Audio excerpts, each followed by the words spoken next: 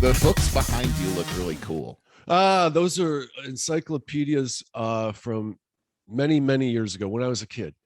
You should have told me those were law books back there. There you go. Right. Yeah. Welcome to Over 50 Starting Over, everybody. I'm Barry Edwards. And I'm Merle Garrison. Happy Friday, Barry. Happy Friday, September 24th, 2021.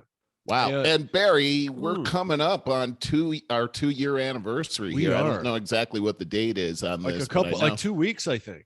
Yeah, I think you're right. Wow. So. Congratulations. We haven't missed one week. And that is quite a streak. Oh, we've had some close calls, but even from vacation, we've sucked it up. Hey, I got to ask you real quick. I noticed you were right last week. My audio was just messed up. Like my microphone was really super loud. up. Right now, it sounds perfect.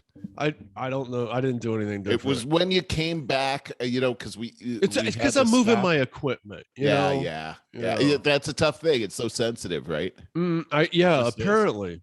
Yeah. So I'm house sitting and dog sitting for my mother here in Painesville, Ohio. And cool. That's why the different background yet again. I see. I'm just like on the road, man. I like how you got everything set up over there, frantically. Yeah. Oh, I never would have known. What a challenge. My mother has little foo-foo dog, Rusty, who is over there. Maybe he'll make an appearance, but he's about I'm sure he will. 12 years old or so. Oh, really? Wow. Yeah. He looks kind of like a Shih Tzu or something. I don't know what he is. He's a purebred, but whatever. And Charlie bugs the hell out of him because Charlie's got all that puppy energy, and he's got endless puppy energy. So I've been here now since last Sunday, so it's been this week has flown by, but my God, it's been frantic keeping those two separated while I'm trying to do my work. I have to, for the most part, I have to walk them separately because Charlie just he wants to play so bad and rough with Rusty, and Rusty, the poor guy, elder statesman, is just always growling and barking at him and stuff. So, out back, got a big, beautiful backyard here. I put this, I have this kind of stake in the ground with a long cable on it to keep Charlie in check. And Rusty doesn't need a leash or anything. Well, Rusty stays 2 inches from Charlie's face and antagonizes him and barks and growls at him while his tail's wagging the whole time. Like, these two. What a conflicting message right there. There you go. Absolutely. Yeah. These two are amazing. But I'm getting a lot of walks in, and which is a fantastic thing, of course. Yeah, that is great. I have to walk them for the most part separately. I even have been just starting to take Charlie on jogs. But so sometimes he's good at it. Like he wants to run. This is fun. And other times he just wants to sniff everything. And it's so infuriating. But I know what you mean. And it's like, what? Okay, enough sniffing. Oh, constantly. What are you getting out of this? But I wanted to say in our upfront section that segues right into, I keep getting more and more information. I'm on lists like the Cleveland Clinic's wellness tips, and which I get a wellness tip about twice a week or so from them. Right. And I go on other sites where I just look up stuff that is good tips and healthy. And man, I'm telling you, I have for a couple months now, I don't know, some health agencies or something must be doing some new studies, getting all kinds of stuff about how great walking is for you. It staves off dementia, other cognitive shortcomings. Isn't that interesting? Oh, and the thing is, and I don't want to underestimate this at all, because I said before a long time ago when I've been in between dogs for so long, is I had the realization. I said to Lisa, I'm not getting at least 7 hours extra of exercise every week, because I would always walk my dog for at least an hour a day. If it wasn't one, probably 2 walks, Yep. And 7 hours of walking is a lot. It really is. So first of all, understand I'm not recommending that you people over 50 go out and get puppies. I say that from personal experience. Right. Well, rescue a dog a few years old, get past those puppy years. But That I am sounds saying, like a good idea to me. the walking is amazing. It puts your head in a good place. You know, I've done I've always had a creative job here doing design and stuff like that, and writing. And I've done my best thinking on dog walks. It's amazing how going on a walk can not only cause that exactly what you're talking about, Bess. You clear your mind too. Like when you have a lot of things going on a walk somehow seems to help sort things out and cause inspiration as well. Well, for me, I could put my finger right on it, is that it preoccupies me just enough physically that it takes that kind of any nervous energy or anxiety out, takes care of that and enables you, since you're not preoccupied with other things mentally, it just enables your mind to start unwinding. And then don't underestimate this, the added effect of being outside in nature. Yeah. Huge. We need to do that. It's just so important. And it's funny, over the last year and a half, we've had even situations out here where it was like, don't go outside unless you absolutely are going to the store or something. It's an emergency. I totally disagree with all and of it that. caused people to be afraid Anxious. to go outside. Right. Exactly. And so people stopped going out. And remember, I was talking last year about how I was what is that app, where the neighborhood app or whatever it is? Next door, right. And I was seeing where people were so angry about people walking past their houses without masks on, and that app is more angry than Facebook. Boy, I tell you, it just made me feel guilty leaving my house. I mean, there's been seemingly a force that's been trying to get people to not do that, but it is so healthy. Don't stop doing that. That is, I'm talking to myself too, because I need to get out and do more stuff outside. That's the thing. That's a great thing about a dog, is that even like you don't have a choice. Yeah, you don't have a choice. Oh my God. You'd be so guilted into it. Even in the winter. Guilted. I love that. It could be 20 exactly below, right. man. 20 below and the wind howling. And Bowser was the worst about this. He would sit right in front of me and stare right through my brain. That's what Stella would do too. Right through me. And and I'd be pleading, I'd be talking to him. I'd be telling him the weather report. He didn't care about the weather report. No, it was all wrong to him. Yes. And Lainey, my little beagle, Bowser was like a boxer shepherd husky mix. He was like a wolf. He could tackle any weather. Lainey just would she would also have to go out, but she would be cold, so she would want to run. And I'd run with her. I mean, that's good. The best exercise. Yeah, no kidding. She wanted to keep warm, but she wanted to be outside. I'm just telling you, it's the best. It's just the best. It is.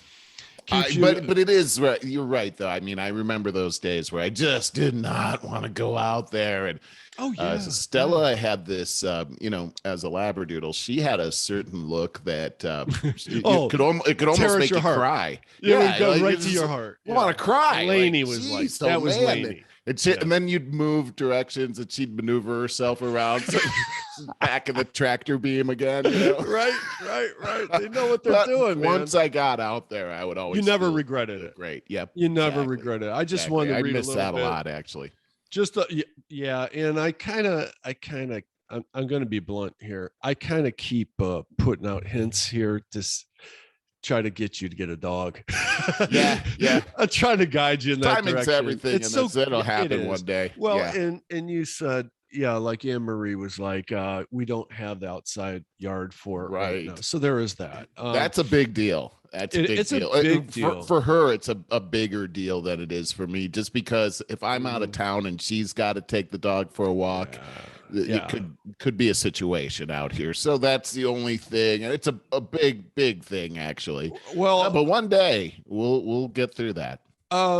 where are you guys mentally about the idea of moving?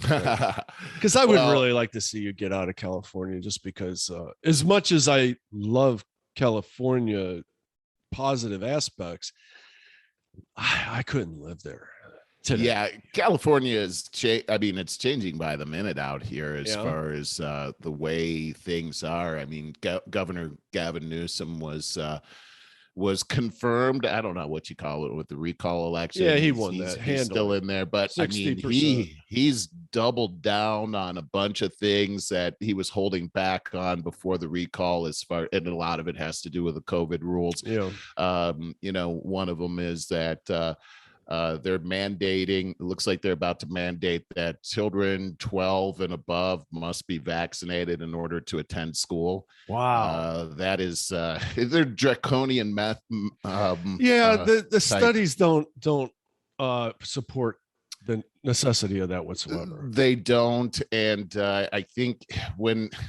this is an interesting thing that we're seeing, where the government and bureaucrats, rather than your healthcare, personal care physician, are making medical decisions for you. And not only are they making decisions, I mean, you don't have any choice whatsoever, or you're not going to be able to participate in society. Here in Los Angeles, we're looking at next month, Los Angeles County, that is if you're not vaccinated, you're not going to be able to go to many of the venues here, restaurants, bars, theaters. Isn't New York already doing that? And New York is doing that. And it's interesting what's happening too, because you look at the dynamics of those who have been vaccinated and those who have not been vaccinated, and by all races, the African-American, Black race is at the lowest end of the totem pole on this. And I think it's pretty interesting to see what's happening in New York right now with Black Lives Matter now protesting these restaurants and saying that this is a form of racism and discrimination. I saw some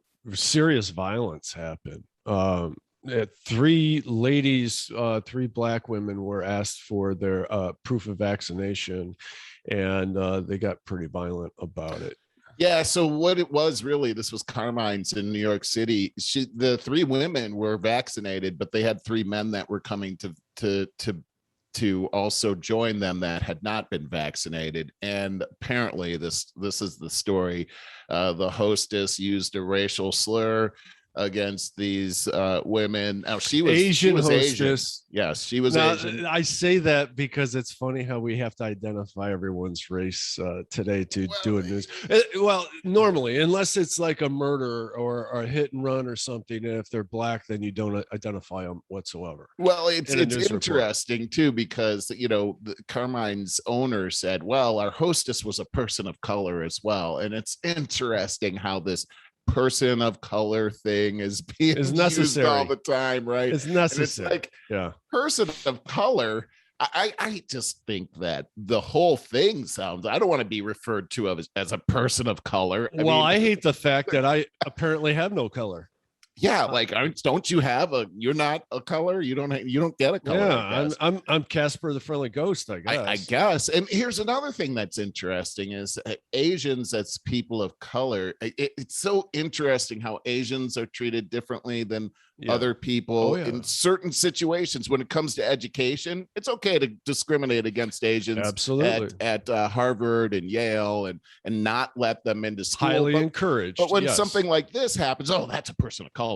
I mean, how convenient to be able to use that tool when it comes to trying to get your agenda accomplished. Oh God, people look, it just seems this is back to California. Those are the kind of things that are happening here as well. And people are being really relegated to the margins of society here. Their jobs are being crushed and eliminated. As you know, I was also affected by that too, and I'm looking for employment now. So this is it's a tough time out here, not just in California but also across the world. But California seems to be in the spotlight. And as far as where to go, well, I've got family out here. I've got my kids that are right by my house, and so is my brother. So that makes it harder. But the smart Makes it thing a to lot do harder. would be to Really- forge a path forward that everybody could follow. I really really believe liked that's liked in the Reno. cards. Yeah, Reno, and it's funny what's happening with Reno, all the fires that have been up there and everything. We're looking at some of the things that are happening in Nevada right now. Earlier this week, we saw where a committee at the state capitol in Nevada had made a decision to punish people for putting misinformation out, but medical misinformation out, by fining them excessively. And there was huge protests that happened, and really the guy that was running for lieutenant governor there got just pummeled by the police. He got thrown through a metal detector. I saw this that. is really crazy. So, I'm that guy's more, a joker, though. I mean, I watched that video. What a tool! And but there's no I also reason saw that he got convicted for desertion. Yeah, they're doing I don't know the whole deal on that, because it seems like they're doing a hit job on the guy because he's making waves. The guy was a tool. Watch that video again. I think anybody that is protesting that is physically harmed that way, he might be a tool. Harmed. He was being escorted out the door. He wasn't shoved. He was being dragged out the door. Watch the video. Yeah, that was sensationalism, journalism. Totally. I think if you take a look at it again, I don't think that you would want to be treated like that. I wouldn't behave like that. Well, there's a thing called freedom of speech, Barry. Understood. And he was not assaulted in any way. He was being drunk. Watch that video again. That was I'm not saying he was assaulted. Journalism. I'm saying that it did seem like he was thrown through that. Like he was not thrown through the metal detector.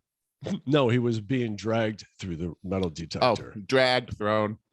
Should not be dragged anywhere when you're using your freedom of speech. That, I think, should be something that we should all. I think it should have been tased. I think that's terrible, Barry. So using freedom of speech, we should be tased. Watch the video. I watched he was it several creating times. a disturbance. Okay. I don't know. All right. I'm glad you like the guy. I think he's a total tool. This has nothing to do with liking a guy or not. This has to do with our freedoms. Mm-hmm. Why does that have to? He's fine. You know what's interesting, though, is that liking somebody or not, like, for instance, I don't like the KKK at all, but they have a right to speak. They shouldn't be thrown around or dragged anywhere. That's my point. I don't want that to happen to me, and I don't want that to happen to my family, because of something that I believe that's legal. That's all. Mm-hmm. I never finished up my bit on walking. Gotcha. I just wanted, we'll come right back here, but I wanted to just quote a little bit from this Cleveland Clinic wellness tip about walking, because I don't want to understate the importance of it. And it's no impact. All right. Even running is going to screw up your knees eventually. Bicycling is awesome until you get hit by a car. Wow, you could run and get hit by a car too. Well, I know, but walking's so easy. And as we talked about how mentally, that's understated too. Mentally, how good I just want to read this little bit. New research underscores the vast health benefits of moving our bodies on a regular basis. In a large population study, people who were sedentary for 20 years were twice as likely to die prematurely as those who were active. Pardon me. But don't worry. The data indicated that even starting later in life, the effects are profound. Studies show that it can improve your heart health, relieve stress, improve mood, protect against arthritis pain, and even help fend off illnesses. Keep the national guidelines in mind. 2.5 hours per week of moderate to intensive exercise is what you should be aiming for. But look, don't let that intimidate you. Start where you are and do what you can as many days a week as possible, whether that means a 5-minute stroll around the block after dinner or a 45-minute power walk at dawn. You will feel more energetic, happier, and healthier. I think that's great advice. It's like I said, it's free. and it's easy, and it's really, really great for you. So we can move on from there, but I just think it's really important. It is important. Everybody should be moving around, and it does seem to be common sense. So if you're not moving around or doing anything, you're probably going to atrophy. But you know what's hard is when you get out of going to the gym, or maybe you've never been into it, and then so you do what everybody does. You buy that gym membership, then you don't go. Then it becomes a big deal. Then you drive there and you sit in the parking lot and you don't go in, or whatever. You know, you go to the coffee store, and all of those different things. This is why I'm stressing the part about walking. It's free. It's easy. All you got to do is go right outside your front door, and you're already started on it. Well, and you know what else is great is just using the headphones too, and you can listen to inspirational things, or you can listen to educational things, or whatever. You can do so many things at the same time that you're walking as well. I really enjoy it. Great thing. I do too. I really enjoyed all the walks I went on with my dog too. I kind of miss that because I certainly don't walk as much as I did when I had Stella. That's why I want you to. I would love to see you get another dog, not a puppy. Yeah, no, I'm not gonna get a puppy. But I did want to get back to what we were talking about before in a different vein, though, because I see we're not going to agree on the one thing. But I do think that you would agree that freedom of speech is important. And really the overall story was medical misinformation. And who makes the judgment on what misinformation is and what misinformation is not? Bad. Because when it comes to science, and medicine is science, right? We're picking and choosing our science these days. And science, look, the scientific method is all based on questioning things that we believe on a consistent basis. Like when that stops, science stops. And when the government comes in and especially a bureaucracy, so they're not actually accountable to the people. They're just making up these laws. These are so-called experts out there that say, hey, if you put misinformation out there, we're going to fine you. We're going to seriously fine you. Well, that shuts off medicine. That shuts off science, and that shuts off medicine. And there's no freedom to be able to debate things and reason things out. It's my way or the highway. I think that's a dangerous atmosphere. For anybody. It's convoluted, and it's a though. Big slippery slope. Oh, it is. But there's a lot of instances where you yourself will not believe the science because you're going to say that lobbyists have bought and purchased those studies, the research. Right. Well, you know what? I think it's incumbent on each one of us to do our own research and come up with our own decisions. But when the information on one side or the other gets cut off, that eliminates our ability to have all the facts and actually make a decision for ourselves. And I think that's what's really important. I mean, it's tantamount to book burning, right? We don't want to be book burning. We don't want to be that nation that's book burning here. We are going back to a scary thing. Yeah. No nation that's book burning has ever turned out. Wasn't it great that we burnt those books? You know, nah, we're doing that in the electronic sense now, and that's, I think, even more dangerous because at least with the book burning, there's like smoke and fire. Hey, look, they're burning the books. At least we know that's happening here electronically. Your stuff just disappears or changes. Hey, in the news just this week, we saw the ACLU quoting. What was the Chief Justice at Ruth Bader Ginsburg, and they changed her quote. She was talking about abortions, and she was talking about females. They changed the word females to persons because in the woke sense, a man could have an abortion. Right. But see, you can electronically change history by doing that. There's a lot of that going on. Yeah, but we know about revisionist history and all of that. It's crazy. Just a couple of minor things, local politics and stuff that because we're going all over the place. But Cleveland Mayor Frank Jackson's grandson just got killed in a shooting this weekend. Oh my gosh, you're kidding me. This guy was terrible. terrible, but this guy was always in deep trouble. I think he was just being investigated for a murder like a year ago, and always in big. He ran, and they, the east side of Cleveland's a rough place. It always has been. Yeah, and he ran in a deep crowd there. So I'm not surprised by that, but it's still, when I saw that headline, it's like, oh my God. And Jackson just declared that he was going to finally retire here as of this upcoming election. So, wow. He was getting out of the spotlight, and I don't know. It's just terrible. Tragic. What a terrible tragedy. I think I've always had the impression that I don't agree with Frank Jackson's politics for a large part, but he's a good person. And, how his I think he literally has that couple generations in his household kind of thing going on, and how his grandson slipped through the cracks like that, I don't know. But addiction is one of those things that it's highly debated. Is it, are you born with it? Probably to a large extent, many of us are.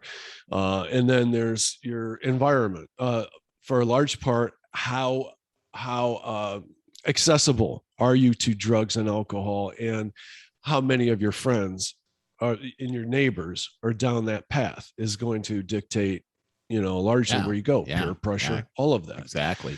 So I don't know. It's just an unfortunate thing. I just wanted to tell you about that. And then in Texas, how about what's going on with the border there? My gosh. Hey, how about the horse whips? I want to know what your Kamala went right down. Oh my God. It's so sad. It's so laughable. I mean, I really laugh about it. I really bring it up as a joke, but then it's so pathetic that I'm bringing that up as a joke. And what we're talking about, people, is in the news this week. They're showing some pictures of guys on horses in Texas that are protecting the border. And what they're doing, they're showing they characterize this.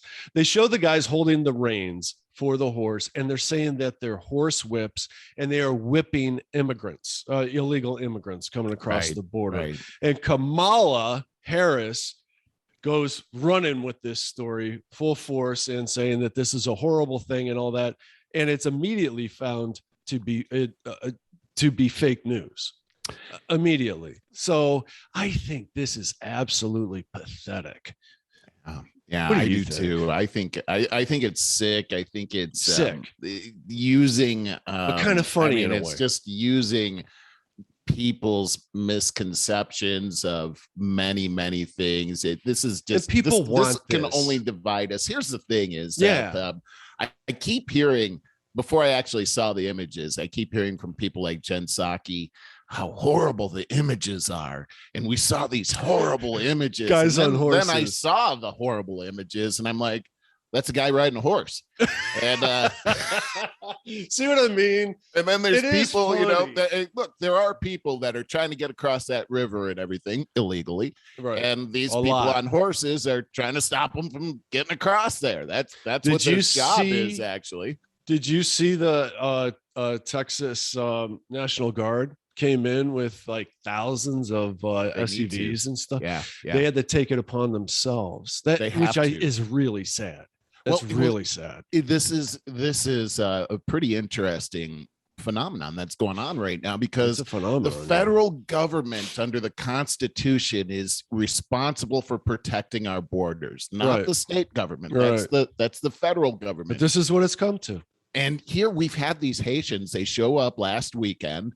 No one in the federal government addresses it. Joe Biden was on vacation. He didn't do anything about it, didn't say anything about it. They let these people collect. No supplies for these people, no sanitation. They're in a terrible place. And then what ends up happening is they release all of them into the United States, minus a handful of people. Now, here's something, though. There's a great big conflict right here, because this has been construed a couple months ago, the Haitian thing is, oh, our government wants to block Haitian immigrants because they'll vote Republican, but they'll let in Mexican immigrants or Cuban immigrants because they'll vote Democrat. So now all of a sudden we're accusing the same government of releasing Haitian immigrants into our population. So which is it? It's a tough situation. First, I got to say, it's interesting that all of these people, like, well, where did these Haitians come from? Apparently, they've been Chile, in either South America or Central America for some time. It's not that they just came over here directly from Hades, but apparently, I mean, they weren't wanted in any of these other countries, and now suddenly they're showing up at our border, and that's absolutely not how these things are supposed to work in the first place. Right. Secondly, it just seems like we let these disasters get created, and then we don't know what to do, or at least our administration doesn't know what to do. And then what happens is they suddenly just get integrated into our society. We were hearing about how Haitians actually were hijacking buses. Had you heard about that? No. Yeah. No. So this was in the news. More than one bus had been hijacked by Haitians, where they took the buses. What kind of bus? You mean like a Greyhound? Yeah, they were using ICE was using these buses to transport people from one place to another. They were actually being sent to a location that's 500% over capacity right now, and a couple of these buses got hijacked by the Haitians, and the bus driver was forced out of the bus. They were caught again. Many of them got away though. But the bottom line is these people are going to be in our society in one place or another.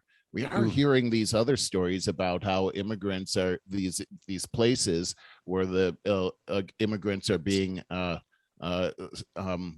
staying, are being transferred all over our country right now. They're being flown all to many of the major cities here in the United States. And then this is a story that I'm hearing is that these places are being overloaded. So as more people are being transferred to those places, they have no room for them. So the people that have been there the longest get released into the society. So we're seeing our population actually changing very dynamically all around the country right now. And there's over 1 million people I know have come in. I know there's probably a whole lot more. That's what we know of. But this thing is completely out of control right now. And it seems to me that, going back to the horsewhip thing, seems like a pretty big distraction that was very convenient for the administration to change the attention away from all these immigrants coming in, and that being the problem, to the problem being the border security and how bad those people are, and that we have to do something about them instead of the border crisis situation. So what did they do? Just this morning, Barry, the announcement is that they're not allowed to use horses anymore. So problem solved. Oh my God. Everything is misdirection. All information. And, I was given some thought to, we were talking about that idiot General Milley last week. And I was given some thought, so the new big news, great big news. Oh my God, the buzz was him doing this phone call with his counterpart, General Lee in China. About, hey, we're not going to bomb you. Don't worry about it. Right. And that was a big deal. And then I started thinking, that is a big deal. Then I started thinking about just a couple months ago, he announced his wokeism of the military. And as soon as somebody does that, like corporations constantly do, as soon as they do that, what are they buying insurance from? What's going on? Because it doesn't, the wokeism thing in the military is like the most ass backwards thing I've ever heard of in my life. And especially coming from a general, he was buying insurance against something right there, big red flag. And so what happens? Afghanistan happens. And he is directly responsible for that. I said several times, I'll say it again, he should be investigated and probably be put up on charges of treason for the misdirection of information that he did, and constantly telling us that, oh, things are going great in Afghanistan, we just need a little more time. And then all lies. I mean, it was a crime against the country for sure. And so then we come up with this this whole phone call fiasco after Afghanistan. Again, it's misdirection. It is exactly, listen, man, it's exactly the Cuomo situation where, you know, instead of him being responsible for something like 12,000 deaths from elderly in nursing homes, he grabbed a boob, you know. That's exactly what that was about. I get what you're saying there. Yeah, and the information on Millie came out with Bob Woodward's book that just got released, and so a lot of interesting stuff is coming out of that book. As a matter of fact, there's more information that's interesting that just came out that was reported this week. And it was really talking about how the Biden administration and how they have a policy of no unscripted interaction with Biden in the press, because he comes off as not really being able to speak the language very well, as we've seen. But we see that now as documentation of their strategy. So that came out of his book. That was kind of easy to guess, though.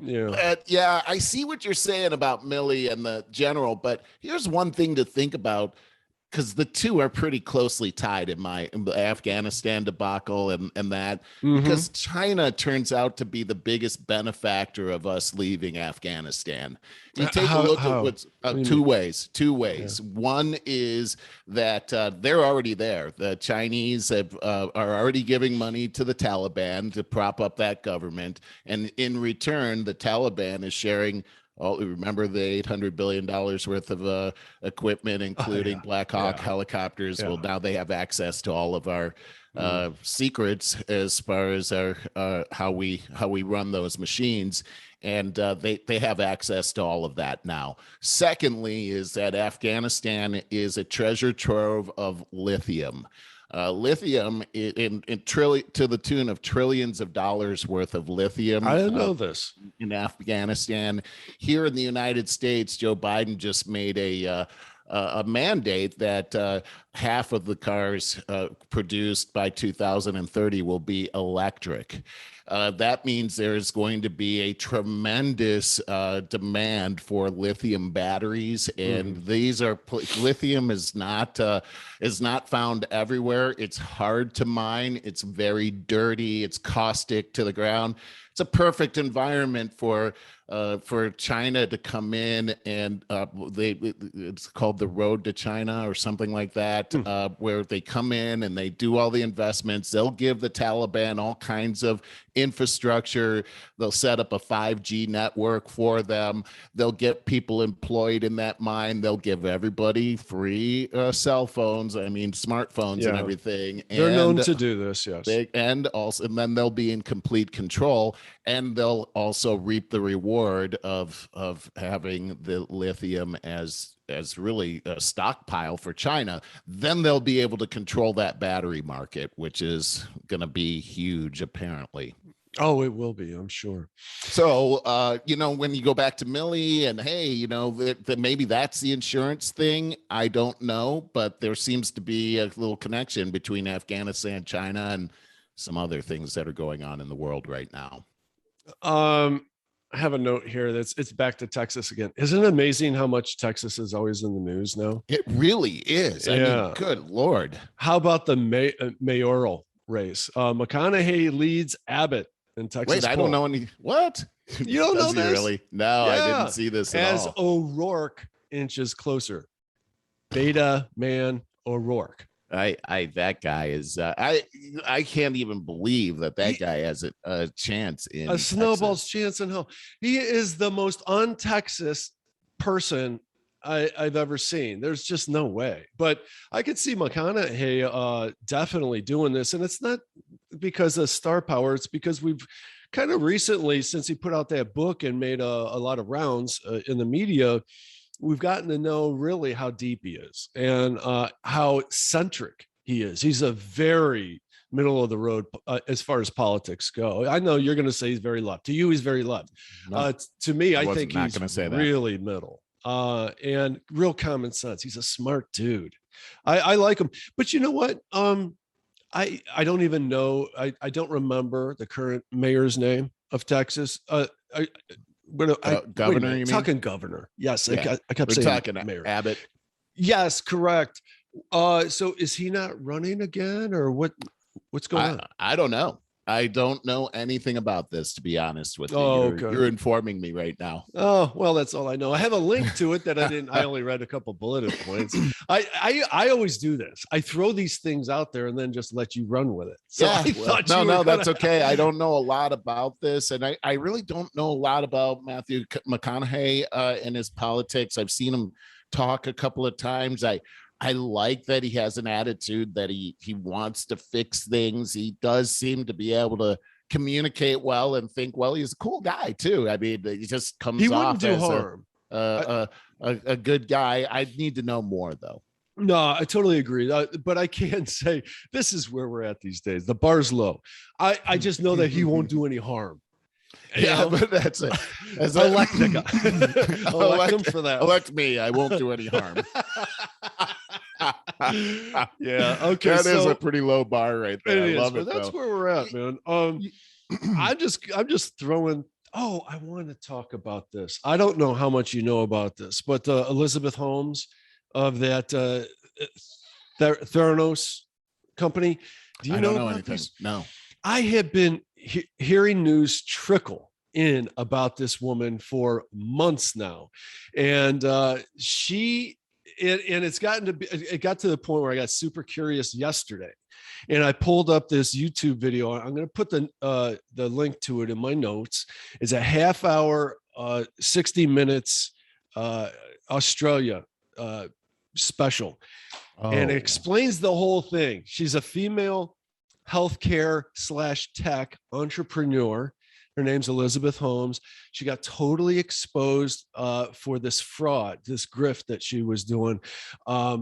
She supposedly built this box, this machine that can take a drop of your blood and test it in like 100 different tests, real quick, real cheap, revolutionizing the entire healthcare industry. And so she has been in the big tech social society, high society circles, everybody fawning over. Dude, this is what got me. And so she started dressing like Steve Jobs in the black turtlenecks, always all black all the time, the turtlenecks, and talking with this really deep voice. And yeah, really that's what got me on the YouTube thing. Instead of just Googling it, I went straight to YouTube because I wanted to hear this voice thing. Yeah. You got to check this link out. It is hilarious. So she talks like deeper than my voice right now. And she's this little blonde girl who at the age of 19, she dropped out of Cambridge or some highfalutin college because she's like, I know all I need to know in order to build this machine and revolutionize healthcare and become this. Anyways, it just became a snowball effect because a female entrepreneur like this is like almost unheard of.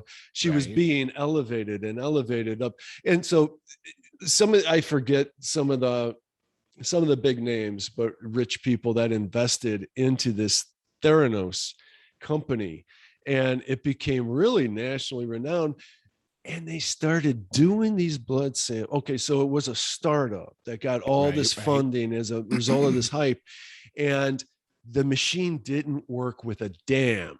And what they were doing is sending out, because the results of the machine were always erroneous, they started just sending out these blood samples to these really cheap labs. Yes. That are commonplace, like you could have done yourself in the first place.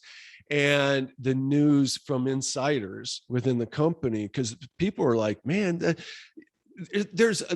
they showed this one guy on this 60 Minutes special who's little skinny young guy jogging. And he's like, I got diagnosed with type 2 diabetes. Now, he goes, that's why I started investigating this. Because what if I started taking this drug that has side effects and I don't even you don't even have diabetes, right? Right. And so these things started creeping up, and that's how she started becoming exposed. And then they got her ex-professor on from college on there going, what is with that voice? First of all, what? That's not how she talks, and she's not that bright in the first place. This is just a total scam. And it's fascinating, man. What is with the voice? I mean, is it her voice? No. She started talking really deep, and you got to see it because all right. As soon as you really see bizarre. It's bizarre as hell.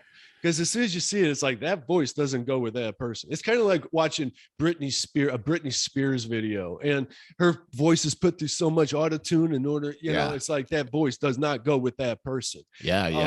How weird. It's so weird. So the whole story is weird. And I just think it's fascinating. She built a $9 billion company on this fraud, this grift. That is really, so now she's really facing wild. she's facing 20 years, possibly 20 years in prison. Wow.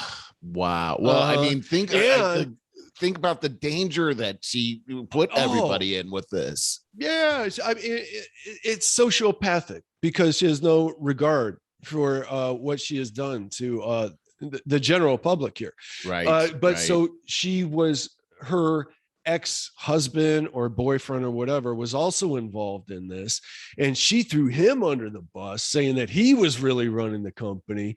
And then when that wasn't really sticking, she started claiming some kind of a sexual victimhood, like she was being manipulated by him in some way or another. I forget. I thought that you would have known of this, but it's fascinating. So this is like a 28-minute video that gives you the entire lowdown. Got the link for it in the notes. It is truly fascinating. Man, that's some pretty wild stuff, and it goes to show you how, I mean, look, it comes back to medicine again, is there are people out there, there are systems out there that are wrong. We all have to use our own brains and use our own critical thinking when it comes to these kinds of things. I think about that guy that was diagnosed with type 2 diabetes. How scary that is, that he could have been taking some kind of drug that may have killed him. How many people did this actually happen to? Yeah, right. You know? Oh my gosh, that's some pretty wild stuff. Then there's even the sexist part of it, because of course everybody's trying to use some kind of a wokeism to trigger other people or to blow the smoke screen. That's constant. Need a smoke screen, call something racist or sexist or whatever. So that's what she started doing. Now, on the flip side, on the flip side, if you watch this video and you see the extensive interviews with her former professor at this college, she said that this entire thing actually got off the ground and had legs to it because of men not thinking with their brains, but further south. Geez. Because she's a blonde woman. She's not that attractive, but she's not ugly. But she really ran with that. And I mean, my God, you can't be sexist against men. There's that word for it. The opposite of misogyny is that I don't even know the word. No one knows the word. No, is there? Yeah, I didn't even know there was a word for being sexist about men. But Mr. Misogyny. That's good enough. So anyways, there's that angle. It's just total tabloid. It's the stuff that tabloids are made of, but it's very interesting. Speaking of tabloid type stuff, this is a sad one. I just saw this yesterday. You know that former supermodel Linda Evangelista? Do you remember? Yeah, I do remember her. In quotes, "I'm brutally disfigured." She claims that she's been permanently deformed by following a rare side effect to, in quotes, CoolSculpting surgery. And that's something that pretty much all plastic surgeons practice. I don't remember what it was, but I've done marketing for plastic surgeons. So she vows to sue the doctors after being left as an unrecognizable recluse. Dude, that's Whoa, sad that as is terrible. And the thing is, man, if you like, I like to check out the Daily Mail because the most sensationalized things are on there quick at your fingertips quickly. Yep. It is just full of all these celebrities with their latest plastic surgery. It's the biggest thing. And it's like, man, I mean, this is a horribly sad story about Linda Evangelista. It really is. Yeah, a lot of these celebrities have totally disfigured themselves. They really have. I mean, I gotta say, it's living out here. These plastic surgeons are the ones that are living in the nicest homes here. But so many people have been just butchered. It's so horrible to see. I think of, I don't even want to name names, but let me just say one that either. I saw Cher recently, and we were talking about this. Her head is this big, but I mean, it's so full of fillers. Her head is gigantic. She's completely not. I mean, I gotta say, how old is she? I mean, is she 90? Is she 80? I think she's like 103. I'm pretty sure. She's okay. I gotta whoever her plastic surgeon is, I don't know. She does look better than most of these other people that I see out there. You like gigantic heads. She's I got to take a look at her head again. Hasn't her head always been big? I don't know. You see it now. It's just way bigger than her body. It's just like, how does her body hold that thing up? I gotta say, I see all this plastic surgery, and I'm just like, you know what? It just proves, just go natural, man. You know what I mean? Just if you're gonna do something, do light things, but these people are trying to do like complete overhauls, and then they're mad because because it's not, you're not supposed to do that. I know. Some of this stuff. And there's going to be permanent side effects to this stuff too. You know who looks freaking amazing as a result, though, the other way around is Marie Osmond. Doesn't she look great? Yeah, she's got to be early 60s. Anne-Marie was quick to tell me that that's a wig, but I don't care. No, I know. I mean, I know that if she's one of those, like, okay, under the right lighting and with the makeup and all these things. But I think she looks fantastic. Yeah, but I'm sure if you sat across from her having coffee outside at a coffee shop, you'd be like, yeek, man, that's weird looking right there. I don't know. I think she's adorable. I mean, I like her personality too. I just always liked her, just ever since Donnie and Marie. Oh, way back then. Oh, so you had that thing. She was a little bit country. Yeah. And we said we didn't want to name names. There are other names I could throw out. Only in a good way. I think Cher's doing pretty good actually for her age, and Marie Osmond looks fantastic. And I will say, I remember when Jerry Jones of the Dallas Cowboys had his major plastic surgery like 10 years ago. I don't remember this. Shocking. It was shocking. Really? He looked like he did not look like Jerry Jones anymore. I don't know about that one at all, but Burt Reynolds, as you said, remember Burt that? Reynolds. Yeah, it just looked like they just took his face and stretched it right back and tied a man bun in the back of his head or something. Yeah, no kidding. Well, bad. Is he dead? Did he die? He passed away a couple of years ago. Of what? He's one that, weird as this is, didn't he look good until all of a sudden he looked really old and frail? For me, it was when he and Lonnie Anderson broke up, and suddenly he looked. It was a long time ago. It was a long time ago. He never looked the same to me after that. Never liked him. I always hated him, actually. Did you? Yes, and I'll tell you exactly what. I thought he was a very abusive person. That crap with Dom DeLuise, where he would slap him all the time. It was very demeaning. You remember that? No, he and Dom, Dom DeLuise, of course, yeah. Okay, I thought they liked each other a lot. They were friends, but I mean, I don't know what Dom's career ever was or is to this day. I don't know, but he really was hugely subordinate to Burt Reynolds, and Reynolds' ego always needed that. I am sure that. I shouldn't say this. I would assume that he's probably abusive in relationships. I think Lonnie Anderson accused him of that. But yeah, his shtick, their shtick was they did these. I do remember that kind of thing. Comedy routines, and he would always slap Dom. It was sort of, yeah. And that was their gimmick that they had. I think they were both in on that. They were, but I think if you, I don't know where the hell Dom DeLuise is today, but he's dead too. Oh, yeah. Really? Yeah. He died. But I bet you if the truth came out, it was like, it was a creepy, abusive situation. I just never liked You just have a feeling on that one is what I'm gathering. Everything about Burt Reynolds always just did not like.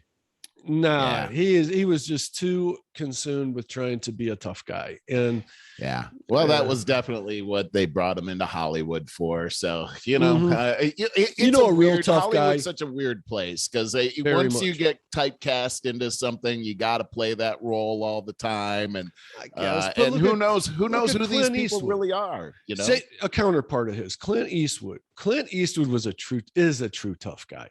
I agree with that. Typecast or not, he also got out. He got behind a director's chair. Is he good? He's an amazing person. He makes the best movies. Yeah, his movies are just amazing. That's a true tough guy, though. Woo, yeah. I did. When he came, remember when he came out for the Republican convention and he talked to everybody in the invisible chair, the invisible Obama. I don't think that was his high point, but no, it was not. It was. It's easy to pick apart. But he was just trying to make a point. Yeah. I think you made his point, but I think it was unfortunate the way he did it. Hey, I wanted to bring up something here. Good. I find it very interesting how things are turning here. And I think it's going to be in the news. I think it's going to be interesting over the next couple of months here, because it does seem like the mainstream media is making a turn here regarding the Biden administration. They've turned on him. Yeah, it does look like that. We'll see what happens here. I'm a little suspicious because I know they're all in cahoots with everything. Yep. But I was watching this clip from Chuck Todd, who's definitely in the can with these guys. But suddenly this weekend, he was talking about this credibility gap that Biden has, especially over the last 6 weeks. And he was really going off on the Haitian crisis that we talked about earlier. The other one is what happened in Afghanistan. Remember the ISIS-K attack that happened in the terrorist attack. Well, several days later, they said, okay, we got the guy, we blew him up, and they were celebrating that. Turns out that they had to admit that they didn't get ISIS-K. Instead, they actually accidentally killed 10 innocent civilians. And so that happened. And then also France recalled their ambassador. That's a big deal to recall your ambassador. It's saying that diplomatic relationships have been severed, and basically what happened was a deal between the UK, France, and Australia. There was a submarine deal, a nuclear submarine deal with Australia, where behind the scenes the Biden administration was able to cut France out of the deal, and they pulled their ambassador. So you've got some polling issues that are happening with the Biden administration right now. Especially in some key demographics. Real bad. The black vote, it's definitely, we're seeing polling going down. It has everything to do with the mandates that he announced. We're seeing this president seems to be embattled right now. We'll see if he's able to pull out of this whole thing. But I just want to say to that quickly, get you right back there. But those polls like that strike me just like a Major League Baseball season. Like everybody's like at the beginning of the season, the Indians are doing great. They're going to the World Series. It's such a long season with 170 games. And then, 2 months later, oh my God, the wheels came off the bus. We got to fire everybody. And then 3 weeks later, we're going to the World Series. That's what the polls for presidents always seem like to me. I agree with you. It's interesting to watch these polls. And also it's hard to tell how accurate they are, especially over the last few years. So you got to take it with a grain of salt. You can't just look at one poll either. So you got Pew, you got all these other ones that are out there. Some of them are more reliable than others. So check that out. We had ABC News and CBS News and several other news agencies this past, I think it was Tuesday, protest the Biden administration because of some activities that they were being cut out of. We had Biden and Boris Johnson had sort of a summit at the White House, and it was, I don't know if you saw this or not. It was, I heard something about it yesterday. Yeah, so I don't remember what. At the end of the conversation they had, which was a strange conversation, by the way, about Amtrak and whatever, it seemed like they were very uncomfortable with each other. And he's supposed to be the UK's Donald Trump, right? Yeah, but he's not. He's way not Donald. He's not he's really, I wouldn't say he's conservative at all. He really very much turned against Donald Trump, actually.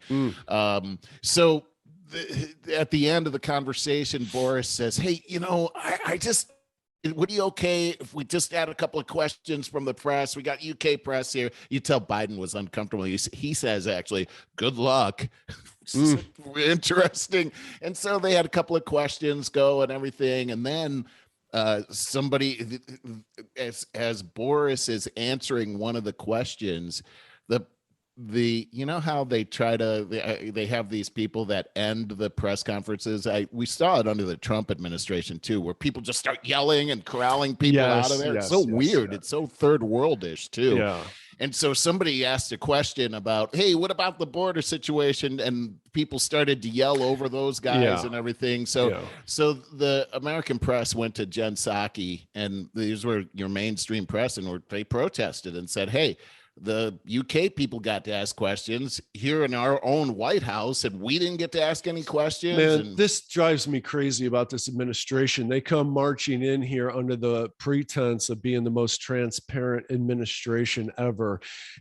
Such BS and unity. Okay, they are completely the opposite in both regards. Absolutely the opposite. It drives me crazy, man. It is. And why aren't... I'm glad to see that the mainstream is deciding to take up and sack up. You said, I don't trust it. I don't either. I don't. Either. There's something up there. It seems that here's one theory that I have is the administration's making them look bad. and all of the flip-flopping is really hard for them to maintain, and it's just no organization whatsoever. And then they felt like they got slighted the other day right in their own home field. I just think they're too married. They seem to be, don't they? Yeah. So what I'm thinking, I'm going to throw this out there, and we'll see. I'm thinking we're getting groomed for the getting Biden removed and Harris in charge. Yeah, the Harris administration. It's so interesting too, because as I take a look at the polls, Biden's taken a big hit over the last few weeks, but it seems like Harris has not. And so, while she's the most unlikable woman since Hillary. Well, here's the thing with Harris, though, is that she's been MIA. I mean, we really have seen very little of her over the last 6 weeks.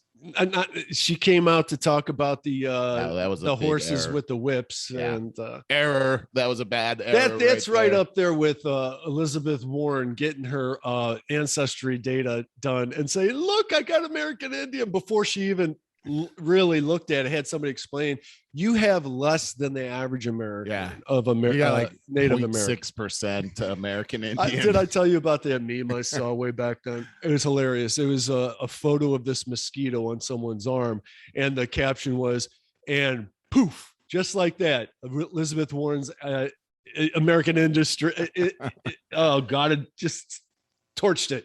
Her American Indian blood is gone.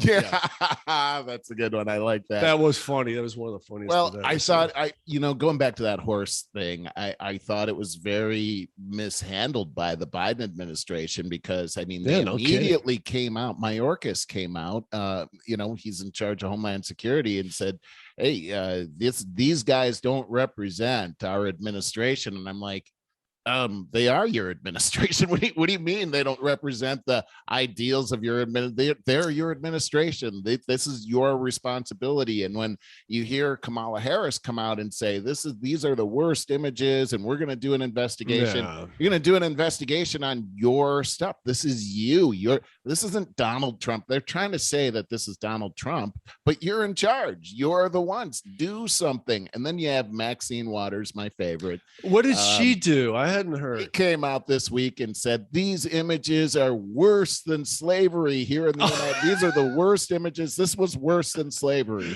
Of course, I should have predicted that. I wish it was worse than slavery because we would have all escaped, and then we would have come into the country, and we would have just gotten free stuff. This isn't worse than slavery. I'm sorry. But the problem is that this administration is causing this to happen by basically, it just seems like they've given them, come on in, we're going to let everybody in.